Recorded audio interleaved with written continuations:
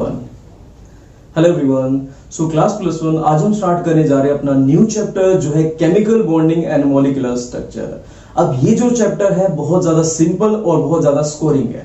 बात करता हूं आपके स्कूल्स एग्जाम की तो ये आता है 5 मार्क्स का। अगर बात करता हूं मैं आईआईटी और नीट जैसे एग्जाम्स की, वहां पर इसमें से मिनिमम 2 क्वेश्चन यानी कि 8 मार्क्स के क्वेश्चन यहां से बन जाते हैं। और हम इसके अंदर डिस्कस करने वाले हैं बहुत सारी ट्रिक्स जो कि अभी तक भी यूट्यूब पे प्रेजेंट नहीं होंगी, और नो डाउट आपको बहुत ज्यादा इजी एंड इंटरेस्टिंग ये चैप्टर लगने वाला है। मजे की बात ये लगेगी जिस क्वेश्चन को सोल्व करने में कोई 2 मिनट ले लेता होगा, उसको सोल्व करने में आपको आधे मिनट से भी कम का टाइम लगने वाला है। तो शुरुआत करते हैं इस चैप्टर की जिसका नाम है chemical bonding and molecular structure. अब पहले तो हमेशा की तरह मैं नाम को डिस्कस करता हूं, इसका मतलब क्या है। देखो बेटा, बॉन्डिंग से आप ये समझते हो कि कोई भी एटम किस तरह से जुड़े हुए हैं। अगर मैं इसको कॉमन लाइफ के अंदर बोलूं तो हम बोलते हैं ना कि ये मेरा क्लोज फ्रेंड है, हमारी बॉन्डिंग बहुत अच्छी है, राइट। कि मतलब वो साथ साथ रहते हैं, जुड़े रहते हैं। फॉर एग्जाम्पल मैं अगर स्टूडेंट्स का नाम लूं, कुमकुम और निहारिका, ये आपस में बहुत अच्छे फ्रेंड्स हैं, राइट। और ये भी क्या करते हैं, आपस में एक दूसरे के साथ घूमते भी हैं, रहते भी हैं, फोन पे बात भी करते हैं, क्योंकि इनकी बॉन्डिंग भी क्या है, स्ट्रॉन्ग है, राइट। एक दूसरे के साथ रहते हैं। सिमिलरली मैं बोल दूंगा यहां पर the force which holds 2 atoms together known as chemical bond. देखो बेटा, वो फोर्स जो 2 एटम को साथ में जोड़कर रखे, फॉर एग्जांपल H2 का एग्जांपल लिया मैंने, आपने H2 सुना है। देखो एक H ये रहा, एक H ये रहा, इन दोनों के बीच मैंने ये लाइन दिखा दी, इसका मतलब क्या है, केमिकल बॉन्ड। इस बॉन्ड के थ्रू ये जुड़े हुए हैं। तो जो फोर्स इनको साथ में जोड़े रखता है उसे क्या बोल दूंगा बेटा मैं, केमिकल बॉन्ड। एग्जांपल एक और ले लूं तो मैं यहां पर F2 का एग्जांपल ले सकता हूं। सिमिलरली इनके बीच में भी एक बॉन्ड है। कुछ जगह पर आपने ये भी देखा होगा डबल बॉन्ड भी दिखती है। अब इस केस को विद इन 3-4 मिनट्स के बाद मैं डिस्कस करने वाला हूं, तो ध्यान से इसको भी देखेंगे, डबल ट्रिपल बॉन्ड इनको भी देखेंगे अच्छे से। सो ये बात तो आपको समझ आ गई कि ये इसको क्या बोलते हैं बेटा, हम केमिकल बॉन्ड बोलते हैं। अच्छा, ये जो 2 एटम है ये केमिकल बॉन्ड बनाते ही क्यों है, हमारे माइंड में ये भी तो क्वेश्चन आ सकता है ना। Why 2 atom, why atoms combine करते ही क्यों है, ऐसी क्या जरूरत थी, ऐसी क्या मजबूरी आ गई थी इनको कि इनको कंपाउंड में बॉन्ड बनानी पड़ रही है। तो जरा ध्यान से देखते हैं इसको। मैं क्वेश्चन भी लिख देता हूं, व्हाई 2 एटम्स कंबाइन। देखो बेटा, एक सिंपल सी बात बताता हूं जो हमारे जीवन से भी रिलेट होती है। देखो, अब हम भी क्या चाहते हैं कि लाइफ में स्टेबल हो जाए। हमारे लिए स्टेबल होना क्या है, अपने नौकरी मिल जाना हमें, राइट, या फिर अच्छा बंगला, अच्छी कार, ये सब ले लेना। हम इसको कहीं ना कहीं स्टेबिलिटी की डेफिनेशन बोल देते हैं, राइट। सिमिलरली किसी एटम के लिए स्टेबिलिटी क्या बोलूंगा, कि उसके पास हो जाए 8 इलेक्ट्रॉन। अगर उसके पास 8 इलेक्ट्रॉन पूरे हो चुके हैं, उसका आउटर मोस्ट शेल फुल हो चुका है, तो वो स्टेबल हो जाएगा। अगर उसके पास 8 इलेक्ट्रॉन पूरे नहीं हुए तो वो स्टेबिलिटी नहीं मानी जाती अभी तक के लिए। जरा ध्यान से देखते हैं इसको। तो मैं लिखूंगा यहां पर, लिखने से पहले मैं आपको बताता हूं, जरा ध्यान से देखते हैं इसको। मैंने लिखा यहां पर फोन से बात, राइट, फोन से बात।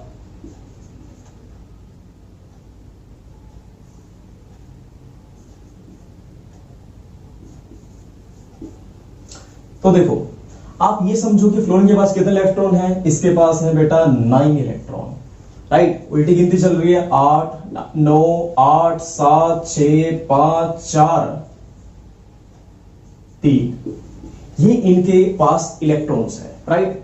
अब देखो, आपको पता है, आपने इस तरह से रिप्रेजेंट किया होगा इसको कई बार, 2 7, यानी कि 2 इलेक्ट्रॉन तो क्या होते हैं, अंदर वाले शेल में होते हैं। यहां पर 2 इलेक्ट्रॉन कहां होते हैं, अंदर वाले शेल में, और 7 कहां होते हैं, बाहर की तरफ। 1 2 3 4 5 6 7। अब आपके माइंड में क्वेश्चन आ सकता है भाई कि इन 2 को कभी क्यों नहीं लेते। सपोज कर लो बेटा बीच में मोदी जी बैठे हैं, राइट, और इस तरफ 2 आर्मी के जवान है, एक इस गेट पे एक दूसरे गेट पे, और बाकी 7 ने मोदी जी को घेरा हुआ है, राइट, सेफ्टी के लिए। तो अब देखो सबसे पहले अटैक किस पे होगा, इन 7 पे होने वाला है। जब तक ये 7 के साथ खत्म नहीं हो जाते बाहर वाले, तब तक अंदर अटैक तो नहीं हो सकता। सिमिलरली हमेशा बात करते होते हैं हम 7 की, यानी कि जो उसके आउटर मोस्ट शेल होंगे, और इसको हम रिप्रेजेंट भी आज तक ऐसे करते आए हैं 2 7, राइट। सो मैंने बोला इसके आउटर मोस्ट में कितने इलेक्ट्रॉन, 7। इसकी बात करूं तो 2 6, इसकी बात करूं तो 2 5, इसकी बात करूं तो 2 4, इसकी बात करूं 2 3 2 2 2 1, राइट। अब देखो हर एक कंपाउंड का जीवन का उद्देश्य सिंपल सा, कितने 8 इलेक्ट्रॉन पूरे करना। इसके पास कितने हैं बेटा, 7 है। इसको कितने इलेक्ट्रॉन चाहिए, 1 इलेक्ट्रॉन और चाहिए। जैसे ही 1 इलेक्ट्रॉन मिलेगा ये क्या बन जाएगा, स्टेबल। तुम्हें मजा नहीं आया, समझ नहीं आया, ध्यान से सुनते हैं इसको। फॉर एग्जाम्पल सपोज कर लो तुम्हारे पास 7 पॉइंट्स है, जैसे ही तुम्हारे पास 8 पॉइंट्स होने वाले हैं तुम्हें फरारी कार मिल जाएगी या फिर लेटेस्ट आईफोन मिल जाएगा, राइट। सो तुम तो सिर्फ 1 इलेक्ट्रॉन लेने के लिए क्या रहोगे, पागल रहोगे। किसी भी दोस्त के पास जाओगे, उससे मांगोगे, पड़ोसी से मांग लोगे, जिससे तुम्हारी नहीं बनती उससे भी मांग लोगे, बिकॉज जैसे ही पॉइंट तुम्हें मिलने वाला है तुम्हें लेटेस्ट आईफोन मिल जाएगा, राइट। सो इसको भी क्या चाहिए, 1 इलेक्ट्रॉन चाहिए। तो ये भी क्या करेगा, एक बॉन्ड बनाने वाला है, क्योंकि इसको क्या चाहिए, सिर्फ 1 इलेक्ट्रॉन। फॉर एग्जाम्पल मैं देखता हूं F को, तो F क्या करता है बेटा, फ्लोरीन से 1 इलेक्ट्रॉन छीन लेता है।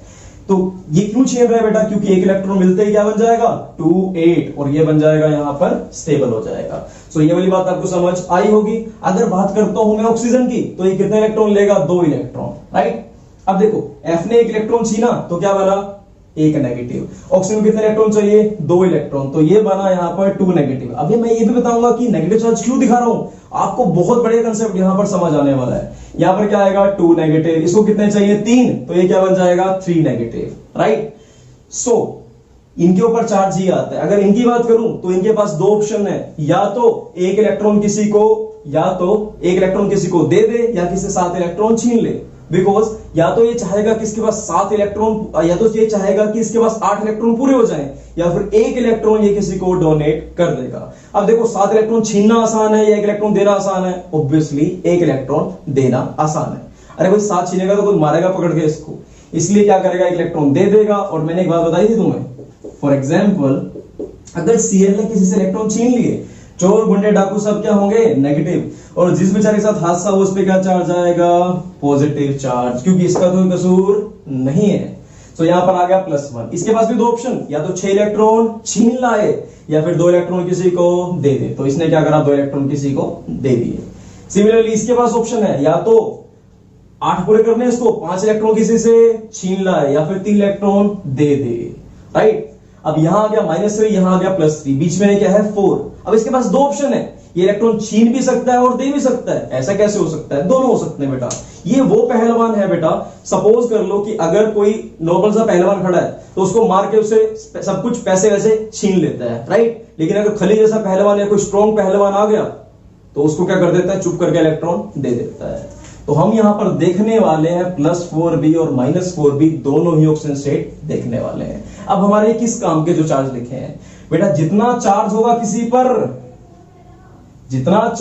किसी पर उतने ही क्या करेगा, वो बॉन्ड्स बनाने वाला है। और मैंने बता दिया तुमको कितनी नंबर ऑफ बॉन्ड्स ये बनाएगा। अब मैं इसको बताता हूं एक एक तरीके से, देखो।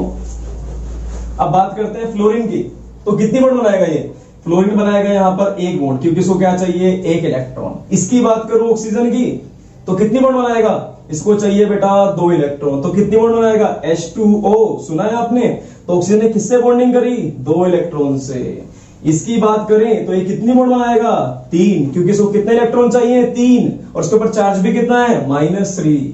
सिमिलरली बात करता हूं कार्बन की, तो ये भी कितनी बॉन्ड बनाएगा, 4 बॉन्ड बनाने वाला है। सो इस तरह से आपने देखा कि कितनी बॉन्ड ये बनाने वाला है। और सिंपल सी बात बताता हूं, जितना इसके ऊपर चार्ज उतनी ज्यादा नंबर ऑफ बॉन्ड्स बनाने वाला है। मैं 1 मिनट के लिए इसको रब करता हूं, साफ साफ लिखता हूं आपके लिए। देखो इस पे चार्ज क्या आया था, -1 -2 -3 -4 +4, यानी कि 4 बॉन्ड बनाएगा ये। इस पे +3 +2 +1, राइट। इसको क्या बोलेंगे, वैलेंसी। क्या बोलेंगे बेटा इसको, वैलेंसी। तो वैलेंसी क्या होती है, इसकी डेफिनेशन लिखो जरा। वैलेंसी होती है द कंबाइनिंग कैपेसिटी, नोट पे लिख लो इसको, the combining capacity of any atom is known as valency of element. And bracket में लिख लेना, charge on atom is equal to valency of atom. ये जो बात है बहुत काम आने वाली है और इस पूरी चीज को हम बार बार पढ़ने वाले हैं और ये काम आने वाली है हमारे पूरे चैप्टर के अंदर। तो आपने इसको जरा ध्यान से लिख लिया होगा। सो चलते हैं, इसके बाद इतनी बात समझ आ गई होगी। सो कितनी नंबर ऑफ बॉन्ड्स बनाने वाला है ये हमें पता चल जाएगा और रीजन भी पता चल गया क्योंकि वो अपने 8 इलेक्ट्रॉन पूरे करना चाहता है। सो जरा मैं इसको थ्योरेटिकल वर्ड के अंदर लिखना जरूरी है तो वो लिखवा देता हूं। लिखो, atom combine with each other to complete 8 electron in outermost shell। इसकी जगह पर मैं कई बार ऑक्टेट लिख देता हूं। ऑक्टेट मतलब कि 8 इलेक्ट्रॉन पूरे करना चाहता है अपनी बाहर वाली शेल के अंदर। और ड्यूप्लेट, ड्यूप्लेट क्या होता है बेटा? 2 electron in outer most. Outer मतलब बाहर वाली, मोस्ट मतलब सबसे बाहर वाली शेल के अंदर। अब देखो यहां पर इसके पास कितने इलेक्ट्रॉन बचे थे? ऐसे था ना 2 + 2, 2 तो चले गए, कितने बच गए? सिर्फ 2 इलेक्ट्रॉन बच गए। या तो अपने 2 पूरे करना चाहेगा या अपने 8 इलेक्ट्रॉन पूरे करना चाहेगा। In order to complete noble gas configuration. अब देखो हमने एक और चीज पढ़ी थी यहां पर, हीना, नीना और करीना जीते रहना, पढ़ा था ये हमने। देखो बेटा, आपने कभी भी इनके कंपाउंड नहीं देखे होंगे। और आपने ये कंपाउंड क्यों नहीं देखे? क्योंकि पहले से ही इनके पास या तो 8 या 2 इलेक्ट्रॉन पूरे हैं, इसलिए कभी भी ये बॉन्ड नहीं बनाते क्योंकि पहले से ही इनके पास 8 इलेक्ट्रॉन पूरे हो चुके हैं। अगर मैं आपसे क्वेश्चन पूछूं why noble gas do not form compound, तो सिंपल सा आंसर होगा because it already contain 8 electron in outer most shell, that's why they do not form bond. और ये वाली चीज भी आपको समझ यहां पर आ गई होगी। सो आपको बॉन्ड समझ आ गया और एलिमेंट क्यों कंबाइन करते हैं वो समझ आ गया। अब हम डिस्कस करने वाले हैं यहां पर लुईस डॉट स्ट्रक्चर और इसके अलावा कि बॉन्ड्स कितनी तरह की होती हैं, दोनों ही हम यहां पर देखने वाले हैं। तो चलिए देखते हैं।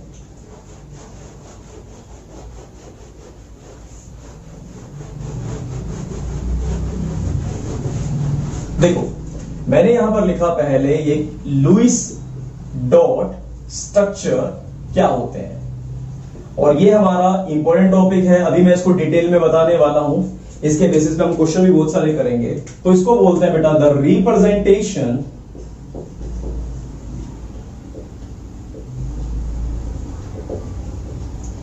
Of elements. एटम्स भी लिख सकते हो आसानी के लिए। देखो the representation of atoms in the form of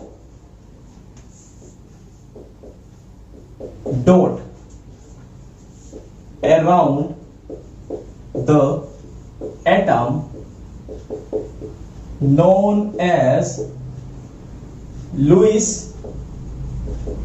dot structure. बेटा इसकी एग्जैक्ट प्रोनाउंसिएशन लुईस है, कोई लेविस बोलता है, लेविस नहीं बोल रहा, हमको बोलना है लुईस।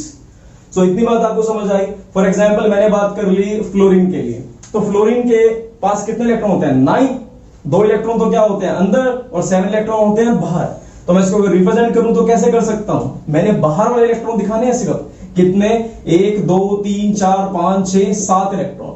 अगर मैं बात करता हूं इसके बाद ऑक्सीजन के लिए तो क्या होते हैं? 2 6, तो कितने दिखाऊंगा? 1 2 3 4 5 6 इलेक्ट्रॉन। सिमिलरली बात कर दी मैंने हाइड्रोजन के लिए, तो कितने इलेक्ट्रॉन होते हैं? ओनली 1, तो मैं दिखाने वाला हूं सिर्फ 1 इलेक्ट्रॉन। सो ये वाली बात आपको समझ आ गई होगी। और अब हम पहले पढ़ेंगे टाइप्स ऑफ बॉन्डिंग के बारे में, फिर इसके बेसिस पर आज हमने बहुत सारे क्वेश्चन करने हैं। तो देखो बेटा, टाइप्स ऑफ बॉन्ड कौन कौन सी होती है? देखो अभी हमें बॉन्ड को समझने के लिए इसकी जरूरत पड़ेगी, इसलिए मैंने पहले ये आपको बता रहा हूं। तो जरा ध्यान से देखते हैं इसको, टाइप्स ऑफ बॉन्ड कौन कौन सी होती है।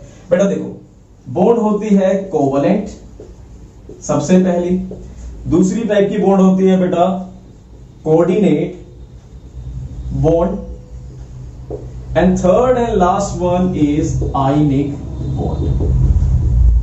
अब इसका एग्जांपल मैं लूंगा किसी स्टूडेंट से। सपोज कर लो कि हमारा होनहार स्टूडेंट है आयुष, इसका अगर आईआईटी में सिलेक्शन हो जाता है, राइट, और ये अच्छी खासी जॉब कर रहा है, उसके बाद स्टेबल भी हो गया ना, अपने पैरों पे खड़ा भी हो गया, तो उसकी मदर क्या करती है, इसके लिए रिश्ता ढूंढती है शादी के लिए, राइट। सो अब आयुष और दीपांशु बहुत अच्छे दोस्त हैं, तो अब जो आयुष की भाभी जी आने वाली है वो 3 तरह की आ सकती है। उन्हीं तीनों को मैं जरा समझाने वाला हूं, ध्यान से समझना है आपने, उसके बाद आपको एक कंपाउंड तो ये बॉन्ड्स तो समझ आ जाएंगे। देखो बेटा, हो सकता है कि वो बहुत ज्यादा कोऑपरेटिव हो, वो भी जॉब पर लगी और आयुष भी जॉब करता ही है। दोनों ने अगर कोई कार वार खरीदनी है या बंगला खरीदना है तो 50 लाख रुपए क्या दिए आयुष ने, 50 लाख रुपए उसने, और दोनों ने मिलकर क्या करा, एक घर ले लिया या और बड़ी बड़ी कारें भी खरीद ली। सो इसे क्या बोलते हैं बेटा हम, कोवेलेंट बॉन्ड। अब कोवेलेंट बॉन्ड क्या होता है बेटा, जो म्यूचुअल शेयरिंग ऑफ इलेक्ट्रॉन से बने, आधे पैसे उसने आधे पैसे इसने। The bond which is formed by mutual sharing of electron between atoms, उसे क्या बोल देंगे बेटा, कोवेलेंट बॉन्ड। और बनाते क्यों है ये, टू कंप्लीट ऑक्टेट या फिर to achieve noble gas configuration, to complete octet known as covalent bond.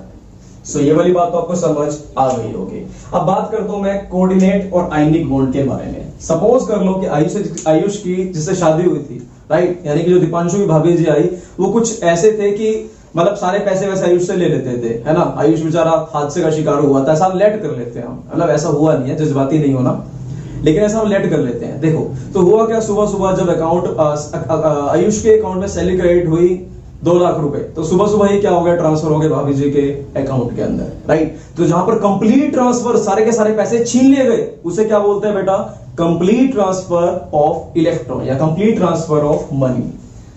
The bond which is formed by complete transfer of electron between 2 atoms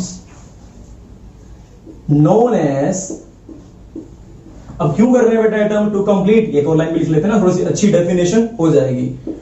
to complete octet known as ionic bond, right. Example भी आपने देखा होगा, suppose कर लो ये sodium था और ये chlorine था। सोडियम के पास कितने इलेक्ट्रॉन, 11, इसके पास कितने, 17, ये बना 281, ये बना 287।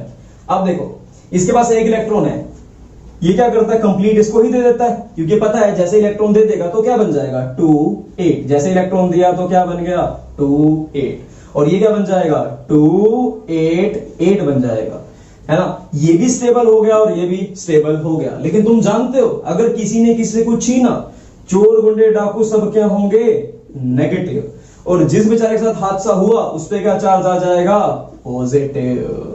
तो ये कंपाउंड यहां पर इस तरीके से बनता है जब सारे के सारे नहीं, जब कंप्लीट ट्रांसफर ऑफ इलेक्ट्रॉन हो जाए, उसे क्या बोलते हैं बेटा हम, आयनिक बॉन्ड।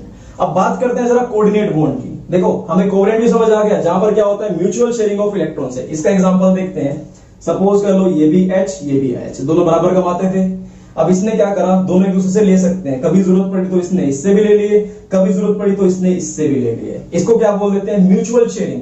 म्यूचुअल शेयरिंग आप देखते हो ना फेसबुक पे भी, म्यूचुअल फ्रेंड्स, यानी कि जो दोनों के ही दोस्त हैं। अब एक ज्वाइंट अकाउंट उन्होंने खोल लिया जहां से जो चाहे पैसे ले सकता है, तो उसे क्या बोल देते हैं बेटा हम, कोवेलेंट बॉन्ड।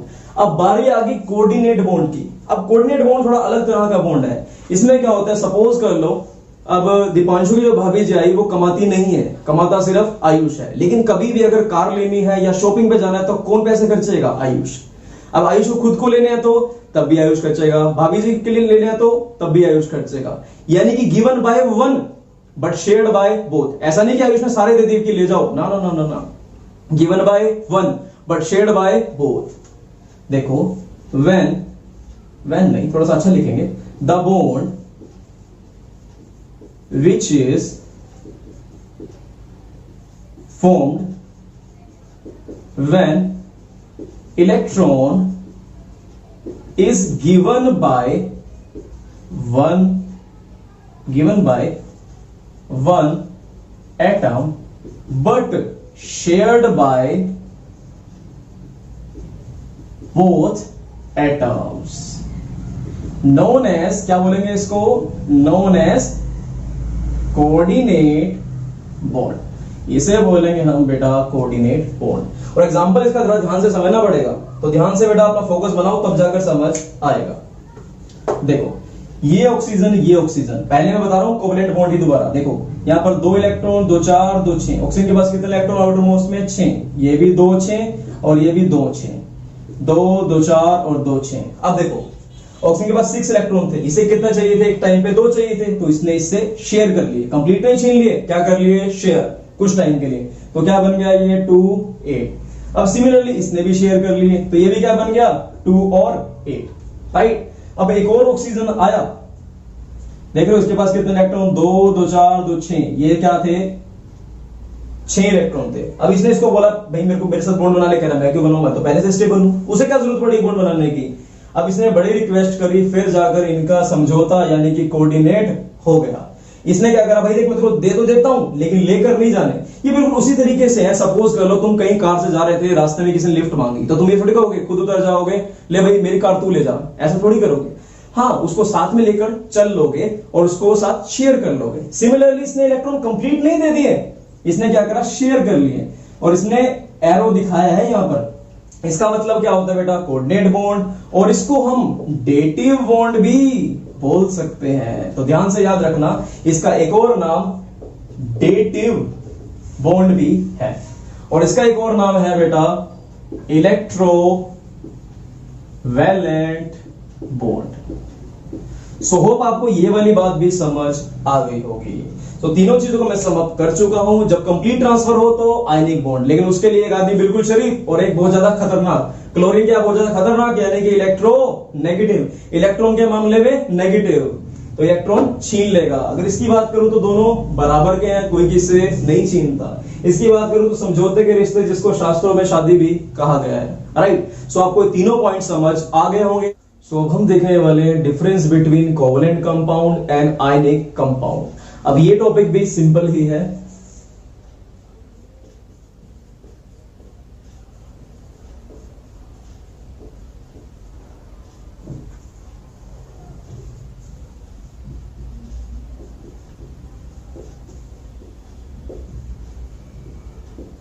अब आपके मन में एक बात आ सकती है कि सर कोवलेंट भी आ गया, आयनिक भी आ गया, व्हाट अबाउट कोऑर्डिनेट। देखो बेटा, इस कोवलेंट के अंदर ही देखो, ये कोवलेंट बॉन्ड नहीं है, ये क्या कोवलेंट कंपाउंड। सो इसके अंदर ही कोवलेंट बॉन्ड भी होती है और इसी के अंदर होती है बेटा कोऑर्डिनेट बॉन्ड, राइट।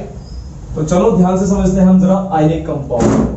देखो बेटा, आयनिक कंपाउंड कैसे बनते हैं बता सकते हो, कंप्लीट ट्रांसफर ऑफ इलेक्ट्रॉन से, राइट, और वो बनते हैं शेयरिंग से, आपको पता है। तो सबसे पहला डिफरेंस मैं बनाता हूं यहां पर फिजिकल स्टेट। फिजिकल स्टेट में क्या होता है बेटा, they generally exist as solid. अब देखो आयनिक कंपाउंड क्या होता है, सॉलिड की तरह एग्जिस्ट करते हैं। ऐसा क्यों, देखो बेटा Na+ और Cl- एक दूसरे को बहुत स्ट्रांगली क्या करते हैं, अट्रैक्ट करते हैं। आपने कभी चार्ज को अट्रैक्ट करते तो नहीं देखा, लेकिन मैग्नेट को अट्रैक्ट करते तो देखा होगा। अगर दो मैग्नेट एक दूसरे को अट्रैक्ट कर रहे हैं तो बहुत स्ट्रांगली करेंगे, अलग नहीं होंगे। अगर बिल्कुल पास पास आ गए तो क्या बन जाएंगे बेटा, वो सॉलिड बन जाएंगे। सो दे एग्जिस्ट एज सॉलिड। ये कैसे एग्जिस्ट करते हैं बेटा, सॉलिड की तरह। और ये they exist as solid, liquid and gas. They can exist in any state। कौन कौन सी स्टेट बेटा, सॉलिड, लिक्विड एंड गैस, किसी में भी एग्जिस्ट कर सकते हैं। अगर मैं बात करता हूं आयनिक कंपाउंड की, तो इनका होगा they have high melting and boiling point. इनका मेल्टिंग और बॉइलिंग पॉइंट ज्यादा क्यों है बताओ? क्योंकि देखो एक नेगेटिव चार्ज एक पॉजिटिव चार्ज एक दूसरे को स्ट्रांगली अट्रैक्ट कर रहे होंगे। अलग करना क्या है? मुश्किल। तो पिघलने में भी क्या करेंगे? ज्यादा एनर्जी देनी पड़ेगी, बॉइल करने में भी ज्यादा एनर्जी देनी पड़ेगी। लेकिन ये इतने ज्यादा हाई मेल्टिंग और बॉइलिंग पॉइंट इसका नहीं होता, क्योंकि यहां पर पॉजिटिव और नेगेटिव चार्ज नहीं होता। ब्रैकेट में हम एक और लाइन में लिखेंगे due to strong force of attraction between ions। अब आयंस के बीच में क्या होता है? स्ट्रॉन्ग फोर्स ऑफ अट्रैक्शन होता है। और कौन कौन से आयन होते हैं बेटा? Cation and अनायन। इसकी अगर बात करूं, they generally have low melting and boiling point, but diamond is a exception. अब डायमंड का क्या होता है बेटा? मेल्टिंग और बॉइलिंग पॉइंट बहुत ज्यादा होता है। डायमंड तो बेटा पिछले 3 सालों तक हम क्या पढ़ते हैं बुक के अंदर कि ये सबसे ज्यादा मेल्टिंग पॉइंट किसका होता है? डायमंड का होता है। पढ़ते आए हैं, बट अब तो बेटा बहुत सारे आ गए, ग्रेफीन आ गया, इसके अलावा भी बहुत सारे आ चुके हैं। लेकिन अगेन ग्रेफीन भी एक्सेप्शन है, ठीक है? तो मैं यहां लिख दूंगा एक्सेप्ट डायमंड एंड ग्रेफीन। ये सब क्या हो गए बेटा? इसके एक्सेप्शन हो गए। आप खाली डायमंड भी लिख सकते हो, क्योंकि ग्रेफीन तो नया वर्ड है, आपकी बुक के अंदर अभी नहीं है। नेक्स्ट है इसके बाद, अब देखो आयनिक कंपाउंड है, they are good conductor of electricity. अब देखो आयंस है, उसके ऊपर ही क्या? पॉजिटिव और नेगेटिव चार्ज है। लेकिन क्या आपने नमक देखा है? अगर आप नमक को रख दो बेटा और उसके अंदर से इलेक्ट्रिसिटी पास करने की कोशिश करो, तो क्या करंट उसमें से पास होगा? नहीं होगा। लेकिन अगर मैं पानी के अंदर नमक डालूं फिर पास करके देखूं उससे इलेक्ट्रिसिटी, तो पास बिल्कुल होगा। मैं एक एग्जांपल लेता हूं। सपोज कर लो आप और मैं सब पानी के अंदर बैठे हुए हैं और स्विचेस भी लगे हुए हैं। मैंने जैसे ही स्विच ऑन करा, हम सब करंट लग जाता, हम सब मर जाते। लेकिन ऐसा नहीं होगा कि पानी कंडक्टर नहीं है इलेक्ट्रिसिटी का, राइट? लेकिन अगर कोई बच्चा एक चुटकी नमक लेकर आया होगा और उस चुटकी नमक गिरा देगा, तो वहां पर क्या हो जाएंगे? आयंस हो जाएंगे, फिर हम सब मर जाएंगे, राइट? यानी कि पानी तो कंडक्टर नहीं है, अगर उसके अंदर आयंस डालो तो कंडक्टर बनेगा, राइट? तो मैं यही लिखूंगा they are good conductor of heat and electricity in molten state. Molten state क्या होता है? पिघली हुई स्टेट। और सॉल्यूशन, जब इसका सॉल्यूशन बना लो, यानी कि पानी के अंदर इसको डाल लो। Third point, they are bad conductor of heat and electricity, right? Exception है कोई इसकी? बिल्कुल है। लिखोगे तब भी ठीक, नहीं लिखोगे तब भी ठीक। एक्सेप्शन है बेटा इसकी ग्रेफाइट। क्या एक्सेप्शन है बेटा इसकी? ग्रेफाइट। अरे वही जो सेल के अंदर डालता है। कभी आपने अपना अगर सेल तोड़ा हो, जो मोबाइल वाला तो नहीं, जैसे बातें नहीं हो ना, जो आपके रिमोट के सेल हैं उसको अभी तोड़ा हो, तो उसमें से क्या होता है? ब्लैक सी स्टिक निकलती है। वो किसकी है बेटा? ग्रेफाइट की। और इसकी एक्सेप्शन ग्रेफीन भी है। और वो कैसे? देखो बेटा, ग्रेफीन सुपर कंडक्टर है। आपके जो नए नए पावर बैंक आ रहे हैं जो बहुत फास्टली चार्ज हो रहे हैं, उनके अंदर ग्रेफीन मिल रहा है। ग्रेफीन सबसे अच्छा कंडक्टर है अब तक का, दुनिया का सबसे अच्छा कंडक्टर ग्रेफीन है इस समय, राइट? मतलब अभी तक जो हम जानते हैं उनकी बात कर रहे हैं, ठीक है? तो ग्रेफीन भी इसका एग्जांपल हम ले सकते हैं। तो ये क्या होगा इसकी? Exception. So next point, they are soluble in water. अब सही बात है भाई, नमक को या किसी भी आयनिक कंपाउंड को पानी के अंदर डालते हो तो घुल जाता है, बात सही है। अब मैं यहां पर कभी कभी ना आपको यहां पर लिखा हुआ मिलता है पोलर सोलवेंट। वैसे तो कोई जरूरत नहीं थी, लेकिन अगर हम पढ़ रहे हैं तो बता ही देते हैं। देखो पानी क्या होता है? H और OH। H पे क्या चार्ज? पॉजिटिव। OH पे क्या चार्ज? नेगेटिव। दो पोल बन गए, तो इसे क्या बोल देते हैं? पोलर। लेकिन अगर मैं तेल की बात करूं, ऑयल की बात करूं, तो वहां पर पॉजिटिव और नेगेटिव चार्ज नहीं आता, उसे क्या बोल देंगे बेटा? Non polar. अब देखो इसकी अगर बात करूं, they are not soluble in water but soluble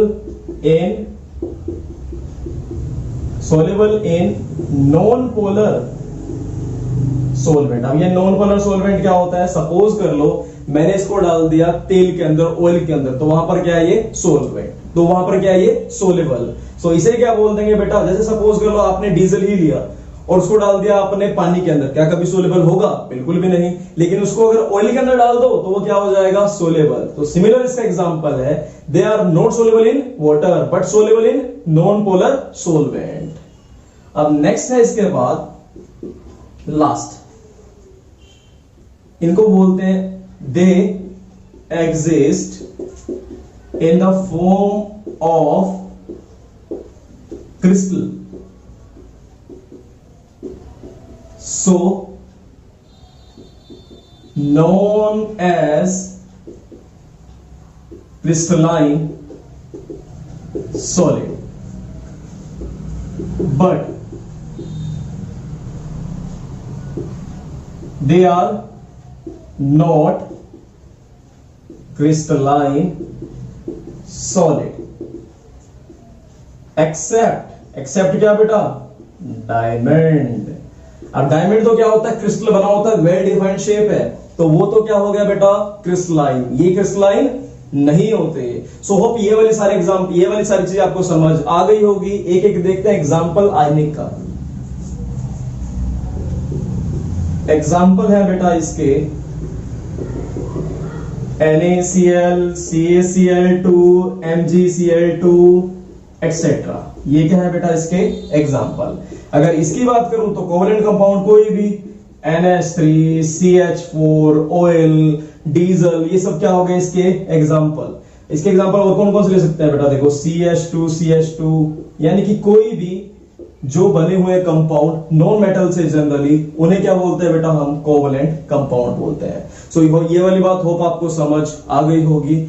ये difference exam point of view से इतने इंपॉर्टेंट नहीं है, बट इन एनी केस फिर भी अगर बाय चांस आपके स्कूल के अंदर आता है तो आपको इनके बारे में पता होना चाहिए। हम इनको डिटेल में पढ़ेंगे क्लास +2 के अंदर। Thank you so much.